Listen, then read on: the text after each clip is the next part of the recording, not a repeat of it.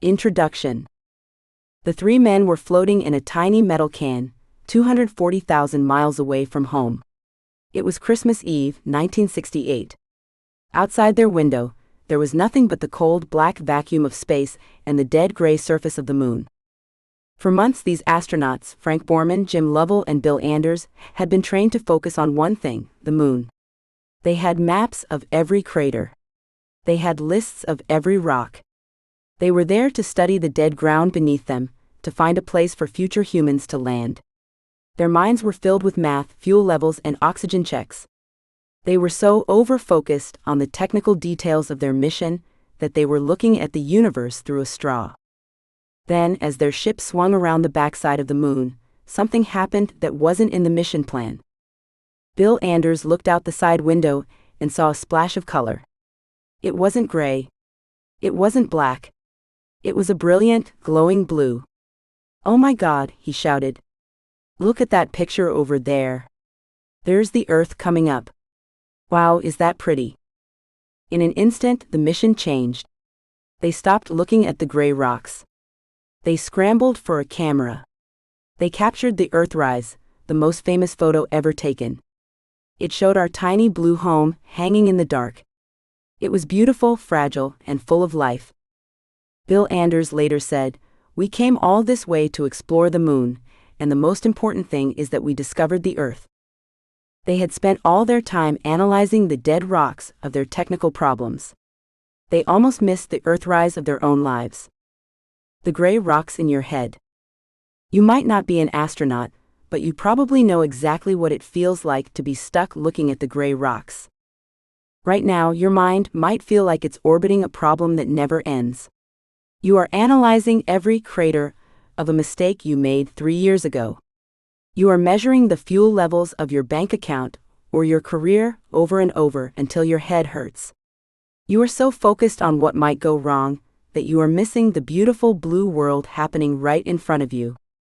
This is the anxious loop. It is a mental trap where your brain thinks that if it just thinks a little bit more, it will finally find a solution. It believes that if it worries enough, it can prevent something bad from happening. But the more you think, the more tired you get. The more you analyze, the more stuck you feel. You are drowning in a sea of what-ifs and mental noise.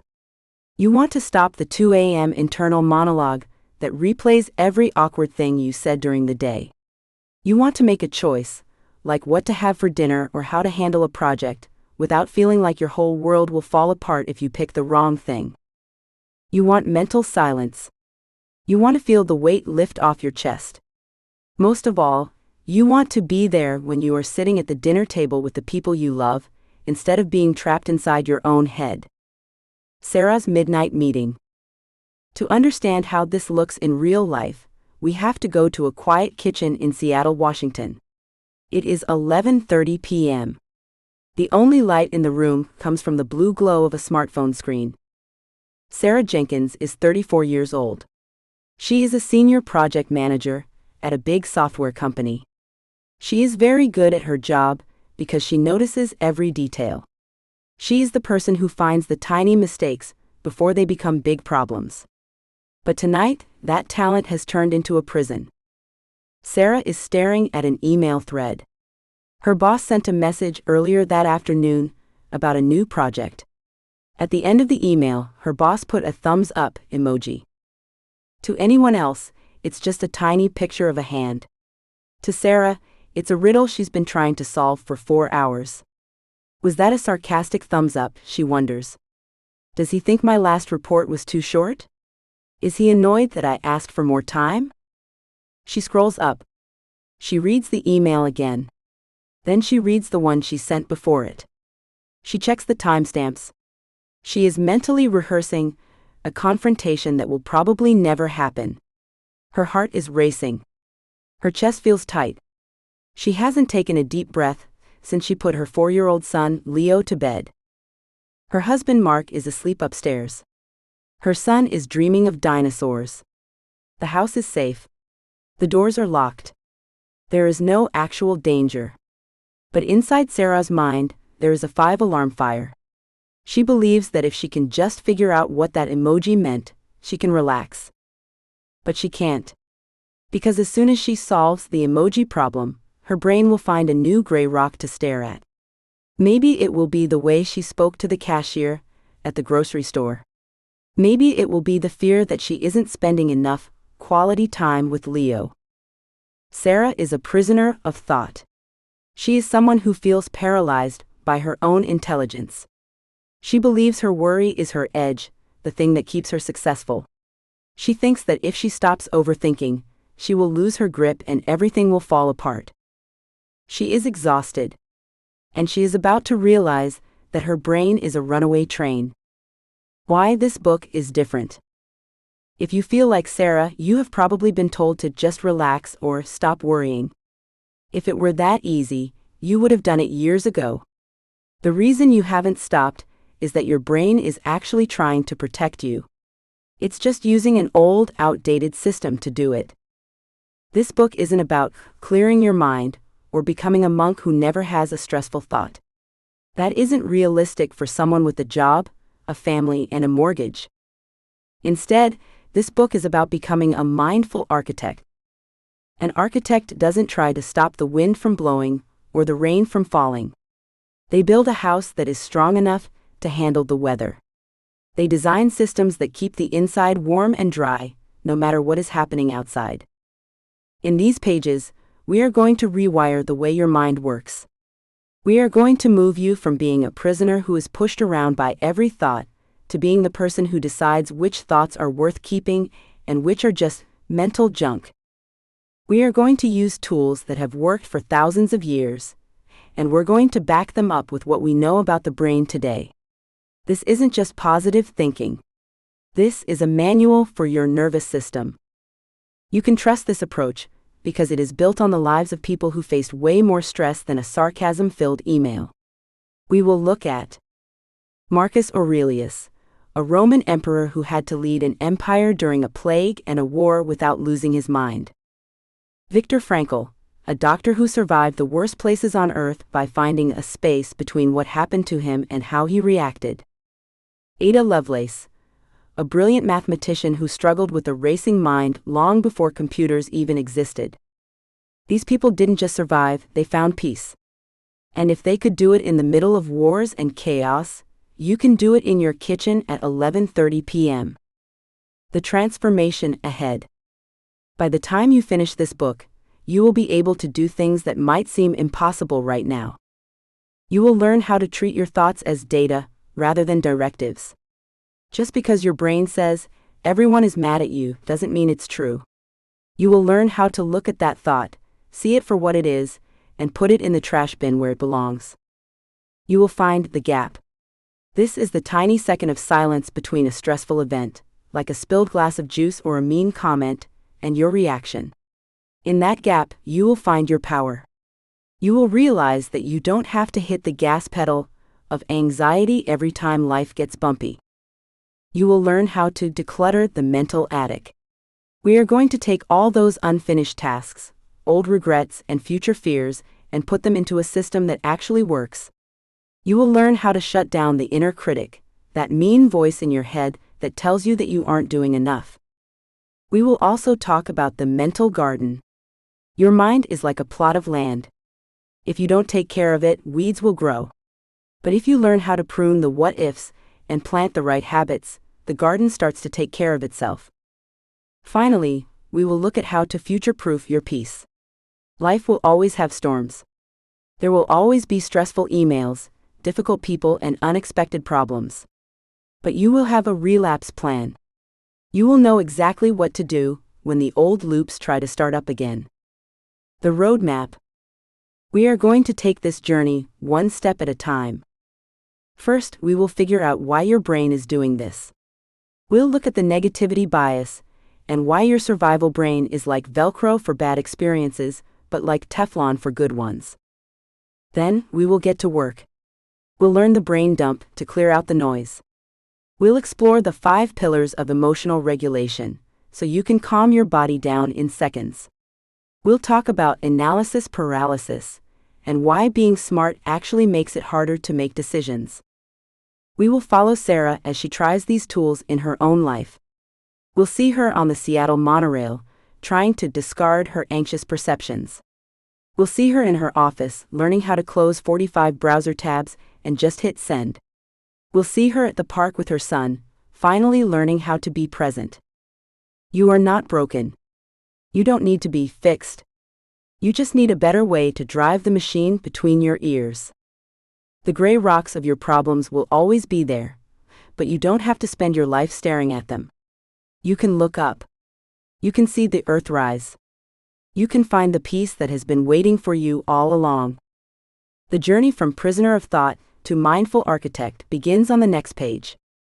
It's time to take your foot off the brake. Let's begin. Chapter 1: Why do we think too much? The air inside the tent was thick with the smell of damp leather, old smoke, and the metallic tang of blood.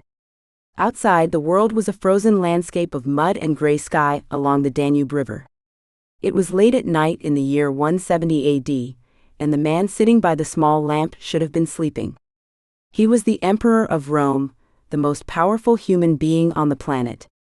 He had legions of soldiers ready to die for him, and enough gold to buy entire cities. Yet as he sat there, his hand trembled slightly as he held his pen. Marcus Aurelius wasn't worried about the Germanic tribes waiting in the dark to attack his camp. He wasn't even focused on the plague that was currently wiping out his soldiers by the thousands. His greatest enemy wasn't across the river, it was sitting right between his ears. His mind was a storm of what-ifs.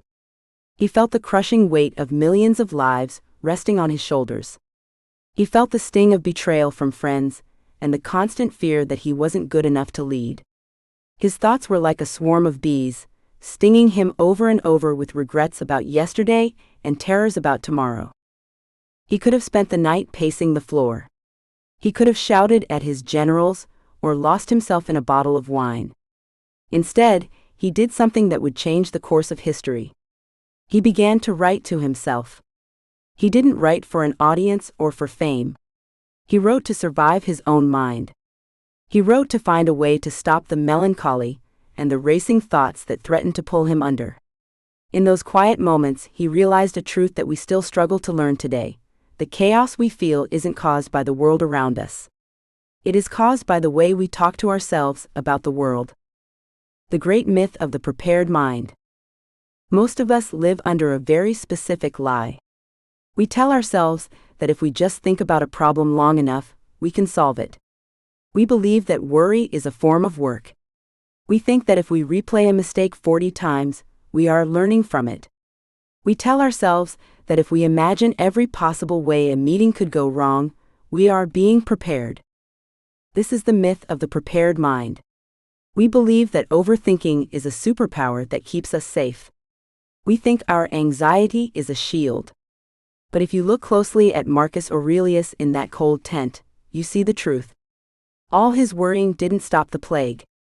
All his replaying of past failures didn't make the Germanic tribes go away. It only made him too tired to lead. Overthinking isn't preparation, it's a trap. It's like revving a car engine while the car is in neutral. There is a lot of noise, a lot of heat, and you're burning through your fuel at a record pace, but you aren't moving an inch. You're just wearing out the machine. We think we are solving, but we are actually just spinning. The reason we fall for this myth is rooted deep in our history. Thousands of years ago, the humans who survived were the ones who were hyper-aware of danger. If a bush rustled, the person who thought, "It's probably just the wind," didn't live as long as the person who thought, "It's a tiger, and it's going to eat me, and my family will be left alone, and the fire will go out." Our brains were designed to scan for threats. This kept us alive when the threats were physical. But today, the tiger isn't a predator in the grass. The tiger is a confusing email from your boss. The tiger is a comment your mother-in-law made about your house. The tiger is a thumbs-up emoji that feels like it might be sarcastic. Our brains haven't caught up to the modern world. We are using a survival system designed for the Stone Age to navigate a world of social media and office politics. The Velcro and the Teflon. Scientists have a name for this. They call it negativity bias. Think of your brain like a patch of fabric. For most of us, our brain is like Velcro for bad experiences. If someone says one mean thing to you in a day full of compliments, what do you think about when your head hits the pillow at night? You don't think about the 5 people who told you that you did a great job. You think about the one person who gave you a weird look. The bad stuff sticks instantly.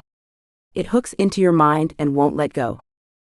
On the other hand, your brain is like Teflon for good experiences. The compliments, the beautiful sunset, the feeling of a warm cup of coffee, those things tend to slide right off. We acknowledge them for a second, and then they are gone. We have to work really hard to make the good things stick, but the bad things stay without any effort at all. This isn't because you are a pessimistic person. It's because your brain thinks it's helping you. It thinks that if it reminds you of that embarrassing thing you said in 2014, it will prevent you from ever being embarrassed again. It thinks that if it keeps you awake at 2 a.m., worrying about your bank account, it is somehow protecting your money. Marcus Aurelius realized this bias was a lie. He looked at his own mind and realized that his thoughts were creating a reality that was much scarier than the one he was actually living in. He wrote in his journal, "Today I escaped anxiety." Or no, I discarded it because it was within me, in my own perceptions, not outside. He didn't say he escaped his problems. He didn't say the war ended or the plague stopped. He said he escaped the anxiety. He realized that the stress wasn't in the mud or the cold or the enemy. The stress was a story he was telling himself inside his own head. And because he was the one telling the story, he was the only one who could change it. The brake and the gas. To understand why this happens, we have to look at the 2 main players in your head. First, there is the amygdala. This is your survival brain. It's small, old, and very fast. Its only job is to keep you alive. It is the part of you that hits the gas. When it senses a threat, it floods your body with adrenaline and cortisol. Your heart beats faster. Your breathing gets shallow. Your muscles tense up. You are ready to fight or run. Then there is the prefrontal cortex. This is your creative brain. It's the part of you that can do math, plan for the future, and appreciate art. This part of the brain is like the brake. It's supposed to look at the situation and say, "Hey, wait a minute. That's not a tiger. That's just a bill in the mail. We don't need to fight this. We just need to write a check." Overthinking happens when the gas and the brake are fighting each other. Your amygdala is screaming that there is a crisis, gas, but because there is no actual physical tiger to fight, you don't move. You sit still, paralyzed by fear, brake. This creates a massive amount of internal pressure. You feel wired but tired. You are exhausted because your body is preparing for a war that isn't happening. When you spend your life in this state, you become a prisoner of thought. You are trapped in a loop where your body is constantly reacting to things that haven't even happened yet. You are living in a feared future or a regretted past, and the only place you aren't living is right here in the present moment. Sarah's monorail moment. Sarah Jenkins knew this feeling all too well.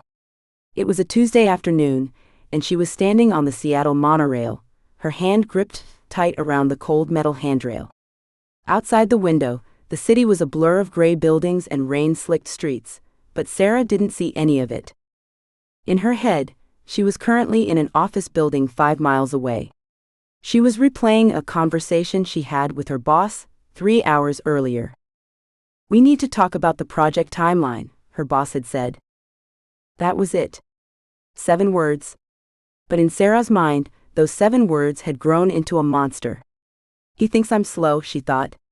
"He's going to take me off the project. If he takes me off the project, I won't get the promotion. If I don't get the promotion, we won't be able to afford the new preschool for Leo. We'll have to move. Everything is falling apart." Her heart was thumping against her ribs. Her neck was so tight it felt like it was made of stone. She was hitting the gas as hard as she could, but she was standing perfectly still on a train. She was thousands of miles away from her actual life, lost in a dark forest of what-ifs. Then, she remembered the story of the Roman emperor she had read the night before. She remembered the idea that anxiety isn't an outside force. It's an internal perception. She took a breath, a real one, deep into her belly, and looked at her hand. She noticed how hard she was gripping the rail. She consciously told her fingers to let go. For a second, she just looked out the window. She saw the Olympic mountains in the distance, their peaks white with snow against the dark sky. It was beautiful. For 30 seconds, the loop stopped. The world didn't end. Her boss didn't call to fire her. She was just a woman on a train, looking at a mountain. It was a tiny victory, but it was the first time in weeks she felt like she was the one driving her own mind, rather than being dragged behind it. The cost of the invisible weight. We often think that overthinking is just a mental problem. We treat it like a bad habit, like biting our nails. But the truth is that thinking too much has a massive physical cost. When you are constantly scanning for threats, your body stays in a state of high alert. This is why overthinkers often suffer from chronic headaches, back pain, and digestive issues. Your body wasn't meant to carry this much imaginary stress. Think about it like this. If I ask you to hold a glass of water, it wouldn't be hard. The glass is light. But if I asked you to hold that same glass of water for 12 hours without putting it down, your arm would eventually go numb. Your muscles would scream in pain. You might even end up in the hospital. The glass didn't get heavier. The time you spent holding it made it heavy. Our thoughts are the same way. A single worry about a project isn't a big deal. But holding that worry for 3 days, 3 weeks, or 3 years makes it heavy enough to break you. We have to learn how to put the glass down. Most of us don't even realize we are holding the glass. We have become so used to the background noise of our own anxiety that we think it's normal. We think that being stressed out is just part of being an adult. We think that having a lot on our plate is a badge of honor. But Marcus Aurelius would tell us that a busy life is no excuse for a cluttered mind. You can be an emperor leading an army and still find a way to be still inside. Why intelligence makes it harder. There is a cruel irony in overthinking. The smarter you are, the better you are at it. People with high intelligence are often the ones who struggle the most with a racing mind. This is because a smart mind is very good at building complex if-then scenarios. If you are highly creative, you can imagine 1,000 different ways a situation could go wrong. You can see the connections between things that other people miss. You can build a whole world out of a single sideways glance from a stranger. Your brain is a high-powered engine, and if you don't know how to steer it, it will drive you right off a cliff. This is why just stop thinking about it is the worst advice you can give to an overthinker. It's like telling a professional athlete to just stop being fast. Their brain is built for speed. The goal isn't to stop the brain from working. The goal is to give the brain better work to do. We have to move from being a prisoner of thought, someone who is at the mercy of whatever random worry pops into their head, to being a mindful architect. An architect doesn't just let bricks fall wherever they want. They have a plan. They choose where things go. They know which walls are important and which ones are just for decoration. The first step to discarding. Marcus Aurelius used his journal to separate himself from his thoughts. When he wrote down his fears, he could look at them as if they belonged to someone else. He realized that a thought is just a suggestion. It's not a command. Just because your brain says, "Everyone at this party thinks you look ridiculous," doesn't mean it's true. It's just your amygdala trying to keep you from being cast out of the tribe. It's a survival reflex, not a news report. The first step to rewiring your mind is simply noticing the story you are telling. Most of the time, we are so inside the story that we don't even know there is a story. We just think we are seeing the truth. When Sarah was on that train, the truth she saw was that her life was falling apart. But the reality was that she was just a person on a train who had a brief conversation with her boss. The falling apart part was the story. Once you realize that your thoughts are just perceptions, they lose their power over you. You don't have to fight them. You don't have to argue with them. You can just notice them and say, "Oh, there's that story again. My brain is trying to protect me from a tiger that doesn't exist. Thank you, brain, but I'm okay." The power of perception. As the sun began to rise over the Danube, Marcus Aurelius likely closed his book and prepared for the day. The war was still there. The plague was still there. His tired body was still there. But he was different. He had cleared the mental weeds from his garden for one more night. He knew that the world would continue to be chaotic. People would be rude. Plans would fail. Bodies would get sick. But he also knew that he held the key to his own peace. He understood that his mind was the only place he truly lived, and he refused to let it be a messy, frightening place. You might not be an emperor in a tent, but you are the ruler of your own internal kingdom. You are the one who decides which thoughts get to stay, and which ones have to go. You are the one who decides if the glass is too heavy to carry. The journey from being a prisoner of your thoughts to being the architect of your mind starts with a single realization. You are not your thoughts. You are the one listening to them. And just like Marcus, you have the power to discard the perceptions that no longer serve you. The monsters in your head only have as much power as you give them. When you stop feeding them with your attention, they start to shrink. When you start to see them for what they are, just old survival programs running on modern hardware, you can finally start to breathe. As Sarah stepped off the monorail and into the Seattle rain, she didn't feel perfectly happy. She still had work to do and a project to manage. But she felt a sense of space that wasn't there before. The noise in her head was a little quieter. She wasn't white-knuckling the rail anymore. She was just walking. And for now, that was more than enough. Chapter 2: Decluttering the Mental Attic. Imagine a man standing on the docks of a busy harbor over 2,000 years ago. His name was Ptolemy I Soter. He had just inherited a piece of the world after the death of Alexander the Great, and he had a dream that was as beautiful as it was impossible. He wanted to own a copy of every single book ever written. He didn't just want the famous ones. He wanted the medical texts from India, the poems from Greece, and the shipping manifests from local traders. He wanted the world's knowledge under one roof in the city of Alexandria. Ptolemy wasn't a librarian or a scholar. He was a king and a general. He was a man of action who suddenly found himself obsessed with information. He sent ships out with a strange order. If they found a scroll on any boat they searched, they had to take it. They would copy it, keep the original, and give the copy back to the owner. It was a massive, aggressive collection project. He was effectively downloading the ancient world into his city. At first this felt like power. But very quickly, the dream turned into a nightmare of clutter. Thousands of scrolls began to arrive every month. They were piled in corners, stuffed into jars, and stacked in heaps.